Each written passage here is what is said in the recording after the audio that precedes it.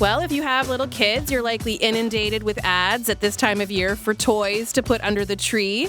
Many of us have the scene from A Christmas Story burned into our psyche. Did you have a nice Christmas? Yeah, pretty nice. Yeah, did you get everything you wanted? Almost. Almost, huh? Well, that's life. Well, there's always next Christmas. Yep.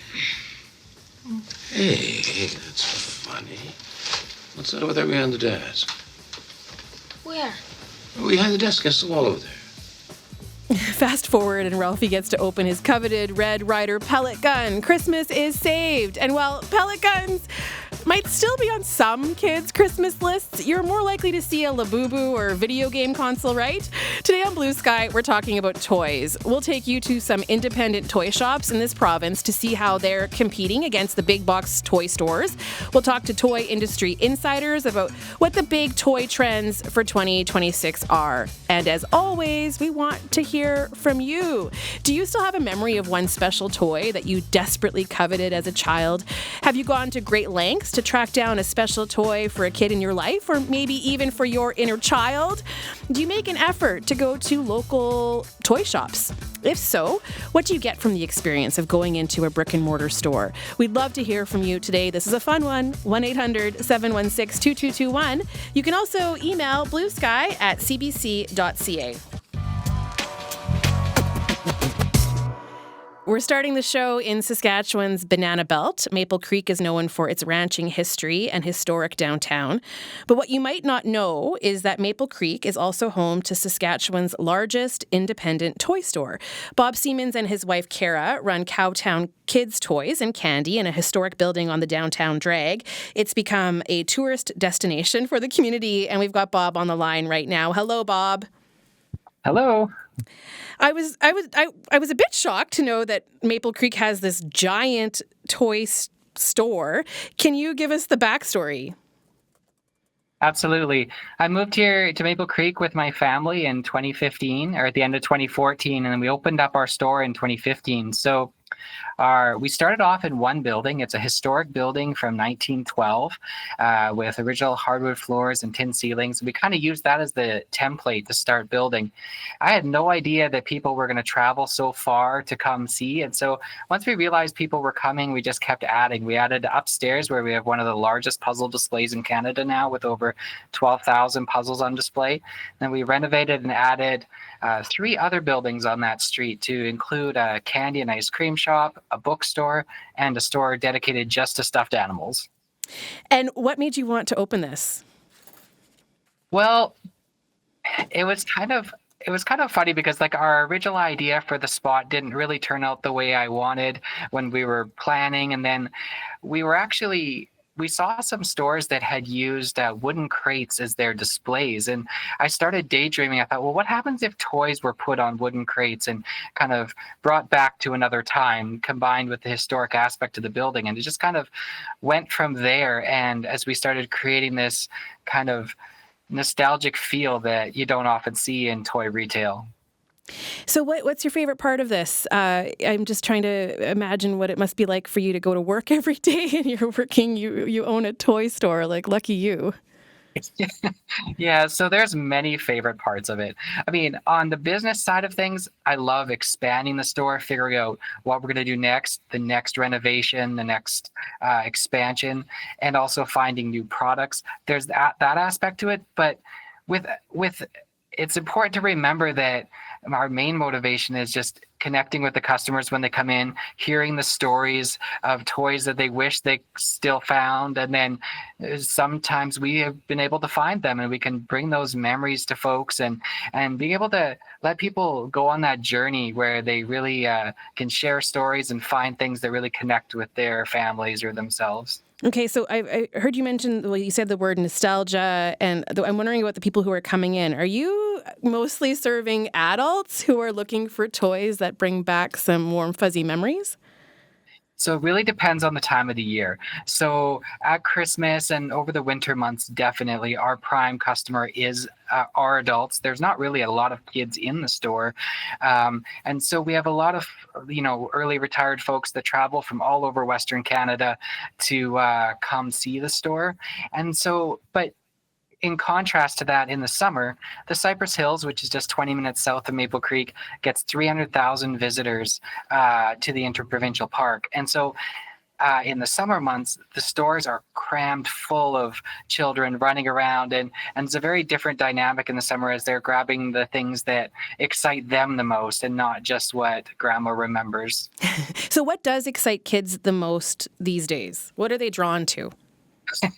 So in our store, we don't have a lot of like the hottest trending items. We tend more to focus on more nostalgic sides of things. So in our store, like what the kids are grabbing, if you just let the kids loose in the store, a lot of like fidgety, squishy products of different varieties, of course, Lego sets and games, and of course stuffed animals and are very, very popular. And that's where we've really seen a lot of growth this last year, is people traveling for the stuffed animal store itself. They'll drive sometimes a couple hours just to be able to see the stuffed animals. And kids are much more prone to pick stuffies for themselves, opposed to adults thinking my child needs another one to go with the 50 RE on their bed. I'm like trying to get rid of all of our stuffies. Why do kids love stuffies so much? Like, what is going on right now that has made stuffies so popular? Well, and I would say too, like the quality of the stuffed animals just gets better and better. And so you have just amazing quality, and that even captures some adults' attention. Like certain animals like pigs and owls and chickens, do very well with the adult market. And you have brands like Jellycat that are just dominating in the stuffy or stuffed animal space, where people are calling, desperately trying to find that one Jellycat that their child has asked for Christmas. Are there toys that have stood the test of time more so than others? Like, I'm curious what may have been popular in my childhood. I'm a kid of the 80s, that kids do actually really love, or if there's some that aren't. I'll give you just one example from my own family. My mom held on to my Cabbage Patch Kid and had all the clothes, and like how cool it was when she brought it out. And then I was able to share that with my daughter, and my daughter like won't touch it. Now she's a little bit older now, not into dolls as much, but like she could care less about that Cabbage Patch Kid. What's your sense of stuff that was popular? Are kids drawn to it today or not? Well, what we've seen in our 10 years here is like there's certain products that kind of go in waves. I would say, like, for example, rainbow looms this year is a very strong seller for us. They haven't always been. There's certain years where we haven't really moved a lot of it. This year, we have dedicated quite a significant display for that. Another thing like Beyblades have kind of come and gone. Now, Okay, I want to stop you for a second. Like, when you said rainbow looms, I know exactly what that is, and my daughter has that, making little bracelets and whatnot. But do you want to expand for people who don't know what rainbow looms are? Oh, absolutely. So rainbow looms are little tiny elastics that you can connect together either with, there's kind of like a little base that you can connect to make bracelets and other little things with. And there's new sets out that have little charms and things that you can add on. So it definitely is a product that they've expanded to kind of very for the crafty sort of thing, Yeah. which does well. And this year they've also incorporated the Care Bears branding into that, and Care Bears is making a huge comeback this year. Oh, yeah. Okay, Care Bears has stood the test of time for sure. What are Beyblades? You mentioned that. I don't know what that is. Beyblades are kind of like a top. You stick it on the base, you pull back the ripper, they call it, and it kind of shoots the top out. And there's all different styles and different components to that. So the kids will battle them at school. And what else is popular? Well, what I find like with a lot of our other toys are that they a lot of it depends on what the parents are introducing to their children, because a lot of the kids don't know what a lot of these things are. Sorry.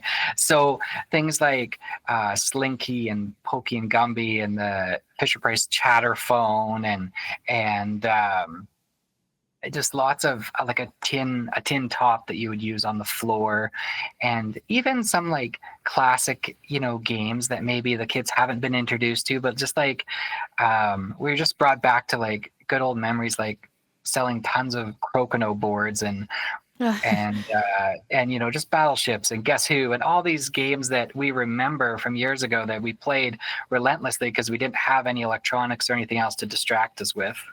I think you're bringing back a lot of great memories for people. So this is a good opportunity for people to pick up the phone and give us a call today to tell us about a toy they loved, or perhaps they want to talk about something that's on their child's wish list for the holiday season. 1-800-716-2221.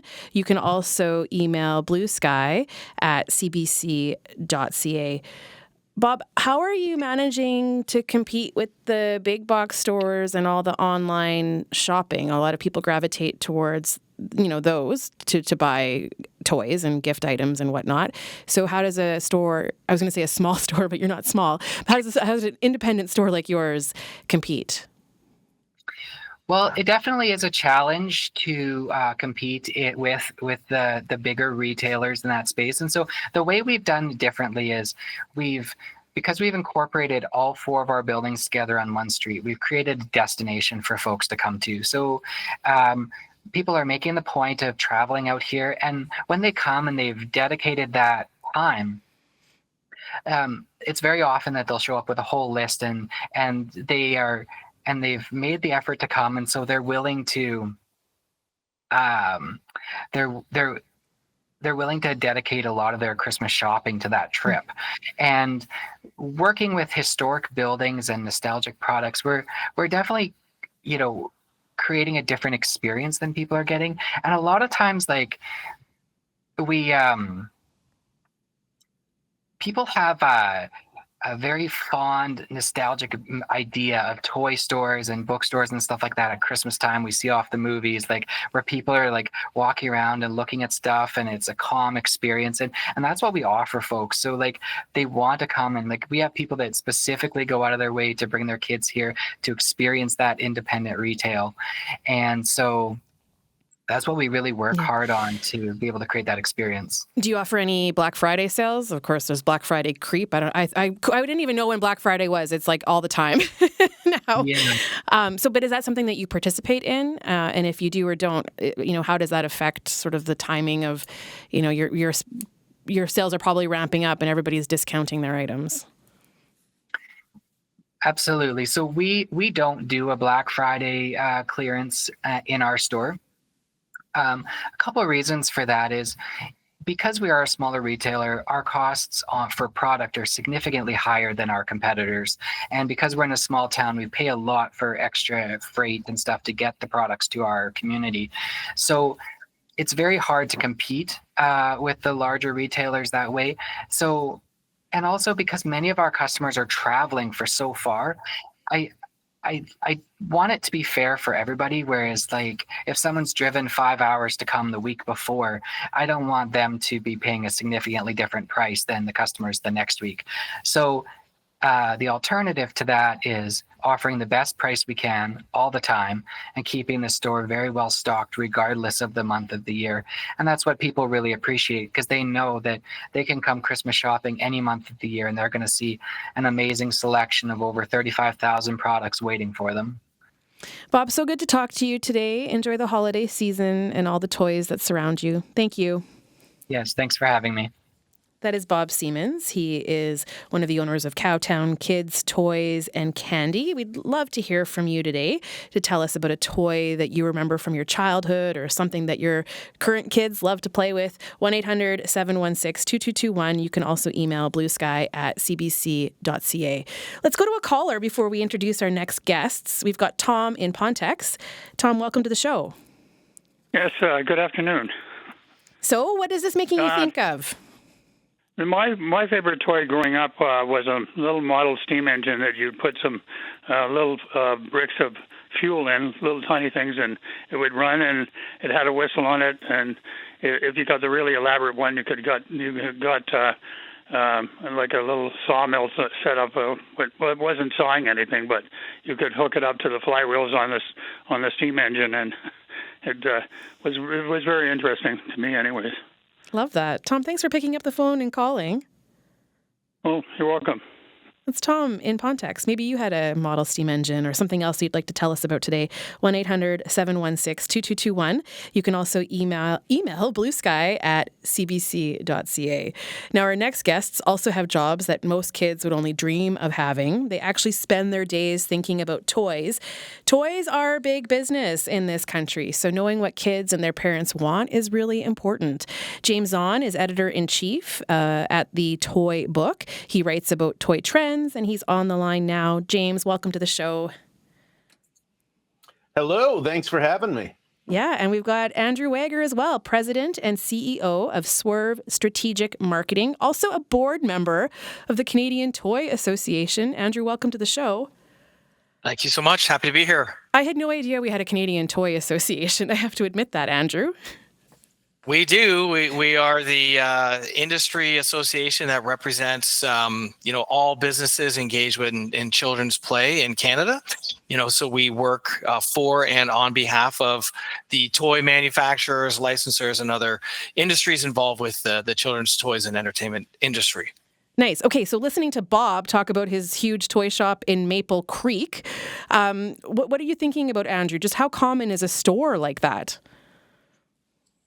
Bob's store, which I unfortunately haven't had an opportunity to visit yet, sounds incredible. I would say it sounds rare to me. I visit lots of specialty toy shops.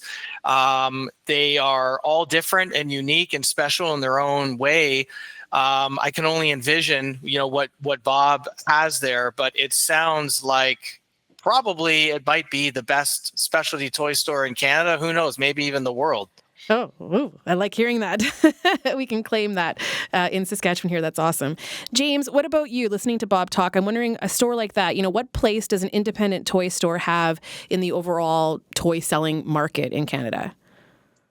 Specialty toy stores are extremely important, and I love that they all have their own local flavor. I have a friend over in Ontario in a small community called Brucefield that runs a toy store called Village Toy Castle. And like Bob's store, it is a destination. People come from hours away to experience the magic of, and it really is to that point of the old-timey from the movies toy store. Village Toy Castle is in about 120-year-old manufacturing facility.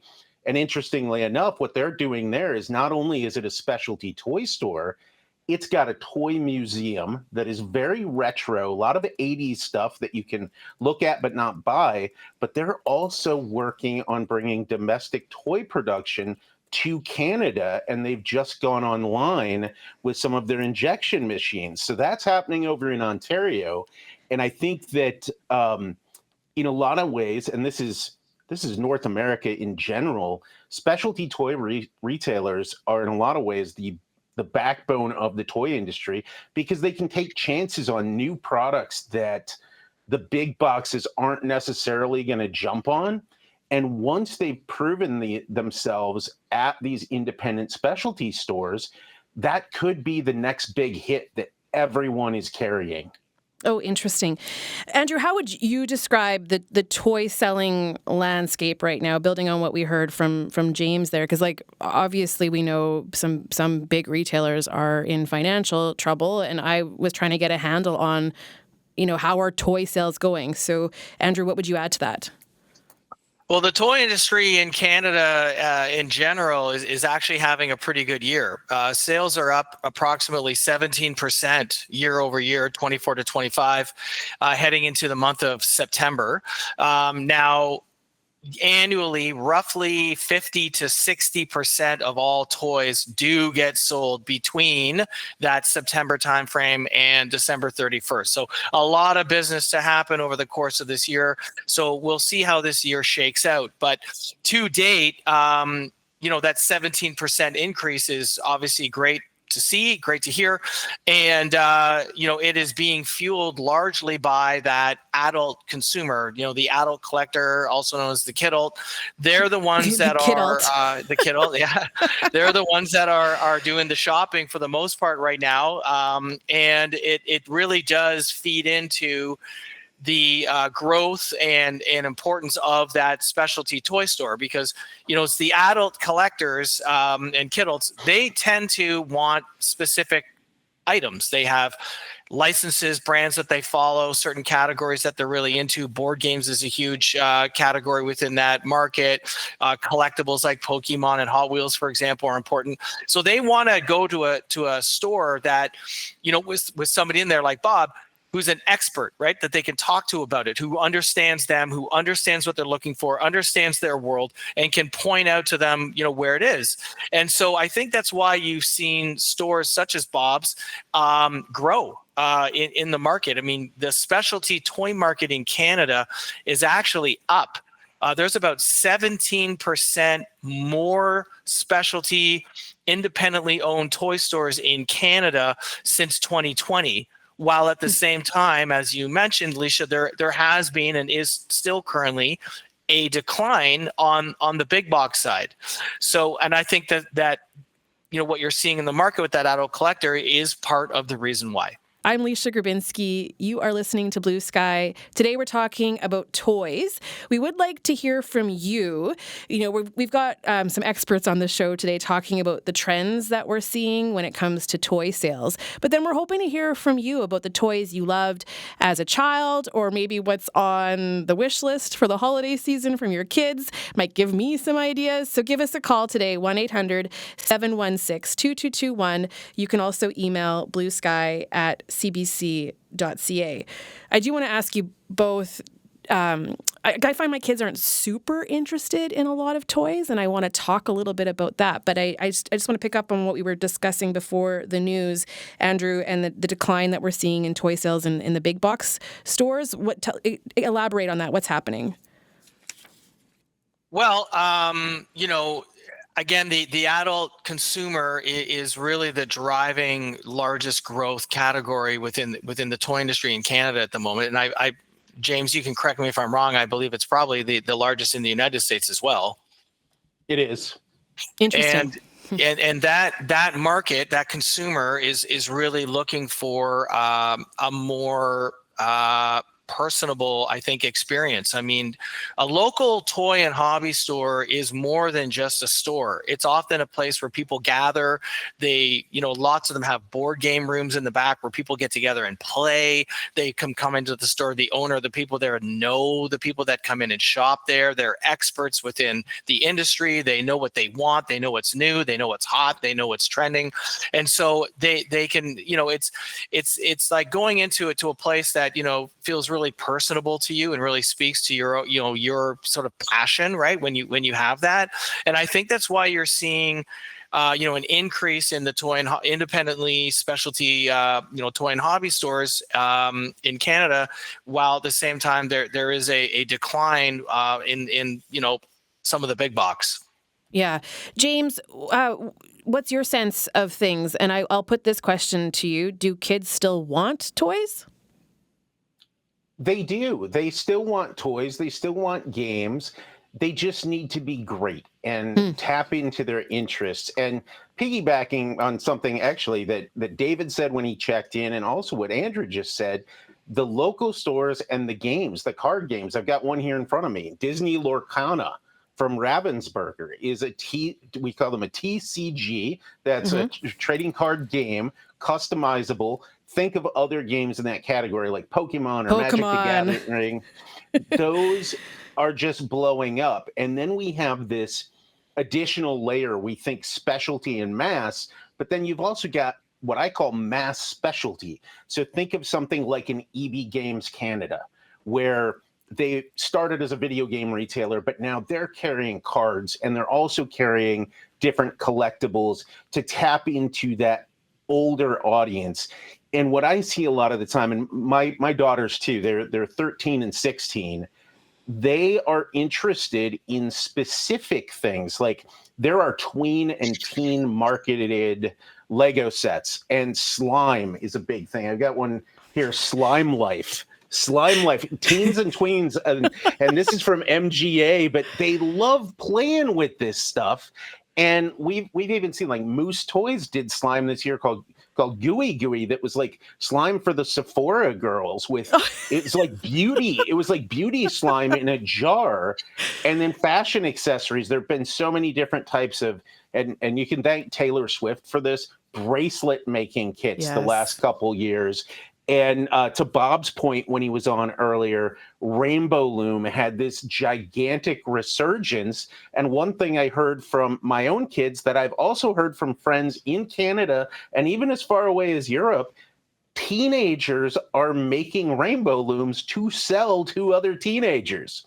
So if you have the right activities for them, there is never a reason to age out of playing. I think that's sort of the overarching message is kids age out of the things they used to play with faster, but there's different items for them. And that goes all the way up to adults. We can all have fun.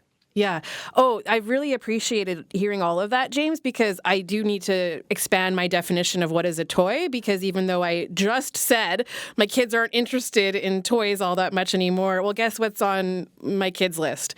Rainbow Loom, like I said, and I wouldn't have really considered that a toy, but of course that's playful and fun. And slime. Yeah, slime is on there for sure. Andrew, how do big box movies impact the toy industry? How does that play into things? Well, the licensing industry is a huge component of the toy industry in general. I would say over the last 3 to 4 years, there's been a bit of a lag in that area. We haven't, if you look back 2019, 18, 17, and back, there were some huge, massive blockbuster licensed properties that came out. Over the last 4 or 5 years or so, it's been a little bit light. But as we head into 26 and 27, I think if you look at the list of movies that's going to be coming out over 26 and 27 is absolutely astronomical. I mean, every single major property that you can think of, from Marvel, Avengers, DC, Star Wars, Minions, Toy Story, and so forth. There's all these movies coming out and more. And so it's a huge component of the industry. And I think 26 and 27 are going to be potentially just absolutely gangbuster years for the toy industry, just looking at the movie properties that are coming out. Yeah. And James, what do you want to add to that? I will say that Andrew's dead on with the timing. And what really happened here was the pandemic. 2020 is where things went off the rails, because if you recall, there were products in stores for movies that didn't end up having their proper theatrical runs. There was a Trolls movie that got derailed. There was a Minions movie that got derailed.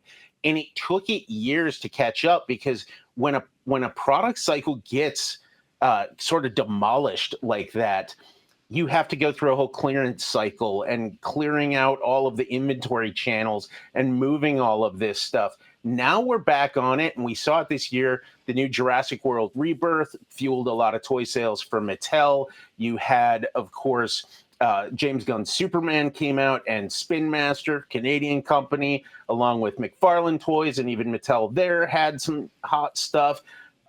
Wicked for Good. Just saw it with my girls the other night. There are beautiful dolls, there's vanities, there's all kinds of stuff. So we're easing into that. And there's something called Licensing Expo that a lot of us go to. And then also the LA Fall Toy Previews, which were just in September. Everyone gathers, they see what's coming ahead. And yeah, you've got Mandalorian and Grogu, Avengers Doomsday, the Minions. I forgot what that one's called. Do you remember, Andrew, the new one? You know what? I don't. I'm sorry, James. But there's just so much great content coming out. Even this fall yet, we got Five Nights at Freddy's 2 coming out, and Jazzwares has a bunch of toys for that coming. There's just so much to be excited about. And then now families are doing this thing. I keep hearing this phrase of like co-fandom, where the parents and the kids are into things together, and they go see the film. Then they want to go out and they want to shop and they want to buy this stuff to relive those adventures at home. So it's very important, and there's just so many possibilities. Let's go to another caller. I would love to hear from folks today about a toy that you remember from your own childhood or what's popular right now in your house. 1-800-716-2221. You can also email bluesky@cbc.ca. We've got Chris on the line in Regina. Hello, Chris. Good afternoon. Yeah, this show is bringing back some very warm memories. I was, I would say, a builder as a kid. One of my early favorite toys was something called the Kenner Build-It set, and it consisted of this base, and you put in posts and cross beams, and you snap panels onto it, and you could, your imagination was the limit. You could build all kinds of different structures, sort of modernist type of things, but it was really cool. And then I got into model building. My dad had his private pilot's license, and my first love was building airplanes, and I built like World War I, World War II airplanes. And then I got into cars because my dad worked in the car industry. So, I built dozens of models over the years. And recently I was in a hobby store, and I was shocked to see the price of model cars now. Like, I used to pick them up for $4, $5, $6 when I was a kid, and now these kits are like $60, and I just about swallowed my teeth when I saw that. I don't think I'll be getting back into that, but I have many great memories of the hours spent doing that as a kid. Well, thanks for calling and telling us about it, Chris. Okay, thanks. Bye. Take care. It's Chris in Regina whose eyes got wide when he realized the price of something. James, I actually want to ask you about that because this is a tricky time of year for folks, and we know the cost of living is, people are feeling the burden of that, and also people maybe they don't need more stuff, right? Packing into their house. So, do you have anything that stood out to you that you think, well, if there was one thing or something, this is what you should keep in the back of your mind if you are trying to do a bit of shopping, but you're mindful of your budget and you don't want all the clutter? Are there a few things, James, that you could maybe suggest like along that realm? I kind of go a few different ways on this because at its core, a lot of the toy and game makers the past few years have worked very, very hard to create toys at sharp price points that are in that $10, $15, $20 range. And also a lot of the micro and mini toys have remained hot over the past few years. You've got things like MGA's Miniverse, Euro 5 Surprise, etc. Even like Super Impulse has their world's smallest. There's a lot of things that you can get that are small and under a certain price point. So you can set a budget and stick to it. And of course, we're going into a season of great promotional pricing. And my recommendations are always shop early and often because you don't know if the product is going to get restocked, but hold on to the receipts and get a gift receipt if you can. And remember that the policies for every retailer are going to be different. So be aware of them before you make the purchase, because some retailers may price match other retailers, while others will only price match themselves. So you might go into this store, buy something today, next week you find out it's 40% off at that same store. They will probably price match themselves. So it's important to be mindful of that. Good tip. Let's go to another caller. Marvin in Carrot River joins us right now. Hey there, Marvin. Hello. What are your thoughts? Is it okay to be the Grinch on the show today? Oh, sure. Yeah. Why not? Why not? Well, just my thought. If they could make something that would self-destruct or dispose of itself in a month, that would be a wise choice, because I think we just have too much stuff already in the world. Yeah. Mm-hmm. All the kids, I've got grandchildren, they got rooms full of plastic stuff. Too many toys and too much stuff all over the world. And we keep this consumerism going to keep the economy flowing. And where is it all going to end? Fair point, Marvin. And I will say as a parent, I'm just tired of picking up all the toys. So that's why I don't want more in our house. So Marvin, thanks for calling. Appreciate your take on it. Yeah. Bye.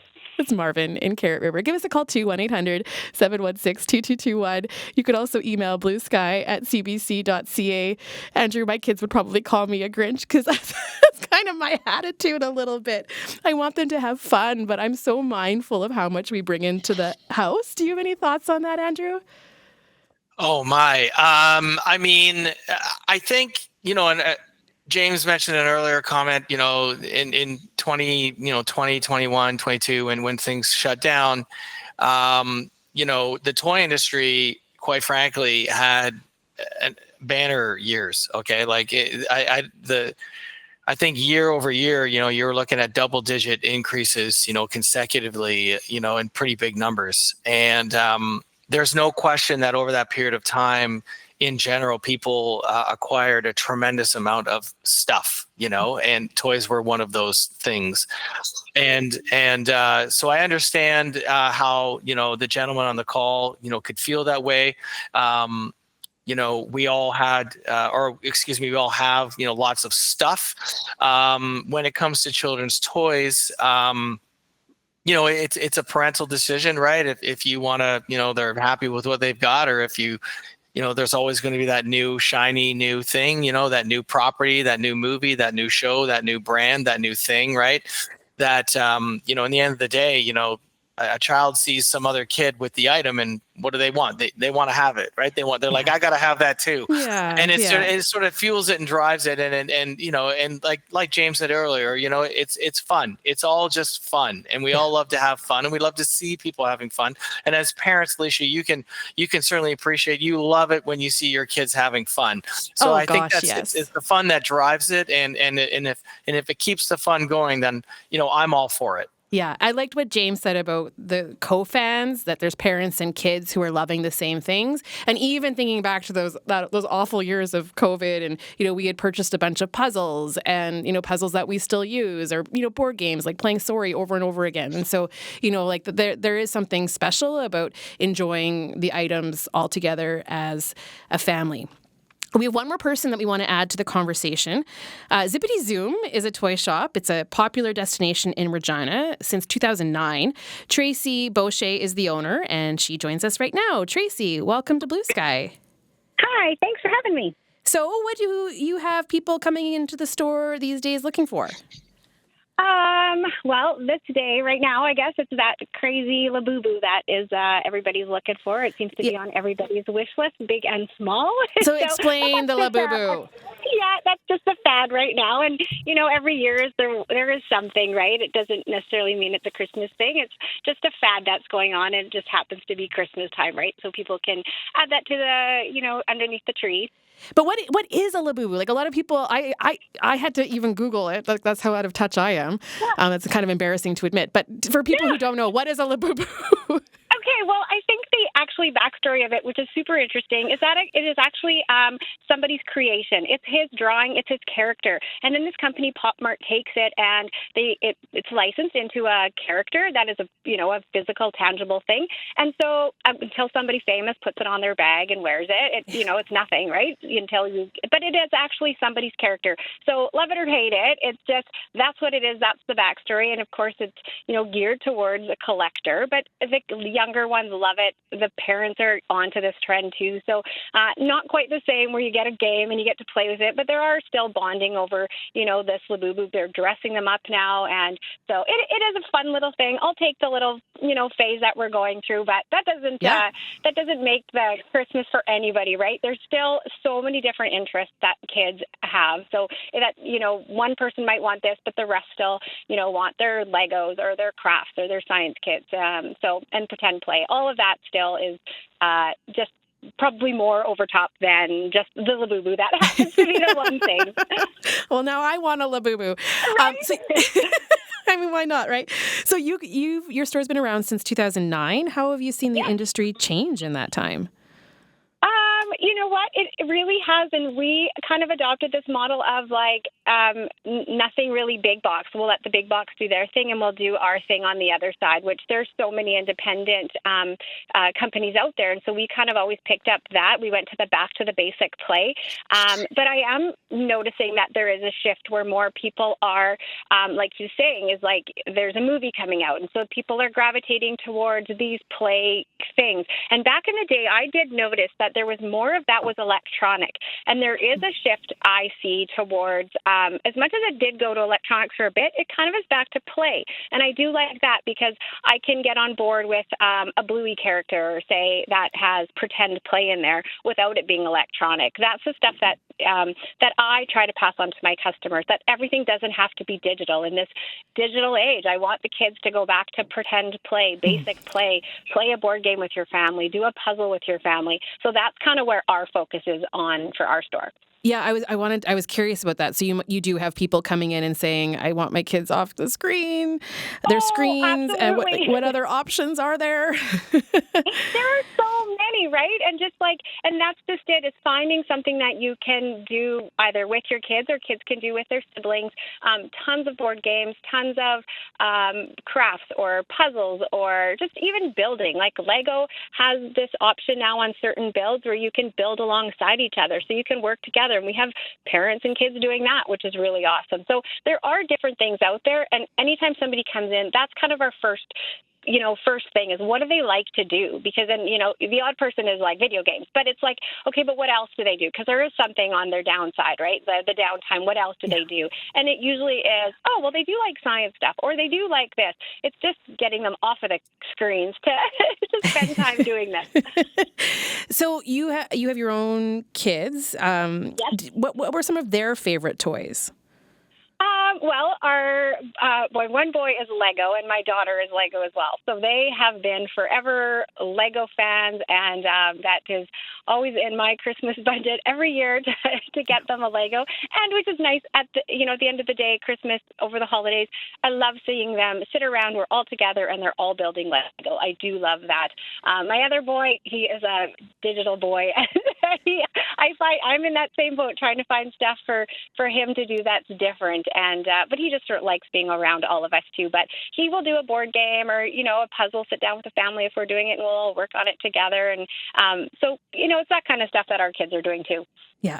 And do you have a lot of adults coming in? Our other two guests have talked a lot about this, the kidults, right? And wanting those collector items. Do you see that too? Oh, for sure. And you know what? Lego, I have noticed in the last little bit, they've gone, I noticed when we first opened, it was a lot of like the, kind of lower price points. And now because Lego has gone to these bigger boxes, bigger price points, that is geared towards adults. Like it really is. It's an 18 plus, and lots of that is 18 plus that you're buying for another adult. And there's a ton of that in there. And then adults buying, board games and puzzles. And so we have just as many adults buying for adults as we do for adults buying for kids. How much money can you spend on a Lego set? Like they can be super expensive. Oh, I think the biggest one is like at 1,000 or something like that. Yeah. I can't even remember the piece count of it. And I think what is cool about that is that there is a wow factor about it. That it's neat that you actually get to come into a store and see it, which is what we also like. Not that you have to take it home, certainly, but just come and see it, because I think that's sometimes the fun part about it. But we always try to find something that is within your budget and, try to go that route with people. Well, you've already shared so many great examples, but I will put this one last question to you. And I think there's a lot of people listening who might have a child in their life and they're like trying to get some ideas. You've shared a lot, but anything else you want to leave us with to plant that seed? Like this might be great for a kid in your life. You know what? Sometimes all the little simple things that are, the stocking stuffer type things that are little, kids have the most fun with. And I think people forget that. They always come in and it's like they need a big box. You don't necessarily need a big box. You need the box full of something that they're going to want to do. And, we certainly would help anybody, and we'll, try to dig it out of you of something, finding something that, will spark that inner child of any age of what they like to do. So, find their creativity, find, some spark of passion to get them to do whatever it is. You can do hobbies, you can do craft or science or puzzle or building. Like, there's so many things out there at any age. Tracy, so good to talk to you today. Thank you. Thank you so much. That is Tracy Boucher, owner of Zippity Zoom in Regina since 2009. Also on the show today, we've got James Zahn, who's editor-in-chief of The Toy Book, and Andrew Wager, who's president and CEO of Swerve Strategic Marketing and a board member of the Canadian Toy Association. You've got a couple minutes to pick up the phone and call us and tell us about your favorite toy or what's popular in your house right now or what's on your Christmas holiday wish list for what the kids are asking for. 1-800-716-2221. You can also email bluesky@cbc.ca. Keith writes, loved Gumby and Pokey because in the TV series, they could literally walk into any book and become part of the story. I wish they would reboot the Clay Boys. Keith, thank you. So, James and Andrew. Andrew, I'll start with you. That idea of sparking something, that inner child in all of us, and thinking about the jobs that you have and the playfulness that has come across through this program. It's a lovely reminder that I don't need to be so serious all the time. It's been so great talking about toys. But Andrew, for you and seeing all these toys and doing the work that you do, has that sparked the inner child in you, and have you found a way to be a bit more playful? Oh, definitely. I mean, I say to people all the time, I could be talking about mortgage insurance, but I'm not. I get to every day to talk about children's toys or video games or movies and, all these fun things. James and I, we meet up once or twice a year at these trade shows like New York Toy Fair or LA Toy Fair licensing show. And they're just they're huge trade shows with tens of thousands of people, but they're just filled with flying drones and dinosaurs and spaceships and whatever. Right. And it's, I say to people all the time, I know guys who, or people who go to trade shows for whatever, plumbing or whatever it is. And I go, it's funny. You're looking at pipes. I go, I wish you could see what I'm experiencing. I'm like talking to people and there's, a drone flying over my head while there's a dinosaur with laser beam eyes, sitting beside me and, a guy in a clown costume walking down the hall. It's like, it keeps you young and it keeps it fun and it keeps it interesting. And it does make work, and it is work, it is serious and it's a job and it's big business. Right. But it is fun. It really is, and it does. I think it keeps you young a little bit. Yeah. James, has it kept you young? Has it made you a better adult to have this connection to the toy industry like this? Well, my goatee is still going gray. So, maybe it's aging me. I know 10 years ago it still had some color in it. But yeah, it definitely does keep you young. And I think the industry, to Andrew's point about meeting up with, we've known each other for ages, and we meet these people from all over the world. But when we look at pictures of people that worked in the toy industry 30, 40, 50 years ago, they all looked so old. We don't. The days of the drab gray suit and tie, which used to be a huge thing, they dress like that and still be playing with the toys and showing the toys. Now it's more of a casual thing where we really are big kids. And a lot of times people go, they hear you work in the toy business and they think of the movie Big with Tom Hanks and his character, Josh Baskin. He's like a 15-year-old kid that all of a sudden he's an adult and he's working for a toy company. And there are elements of that where you can look at a toy, as he famously did in the movie, and go, I don't get it. We do that. And we get to see what's good and we get to see what's not good. And at the end of the day, I think the most important message of the toy industry, and I would even extend it to being the play industry, because the definition is changing, is we're all working to contribute to putting smiles on families' faces somewhere in the world.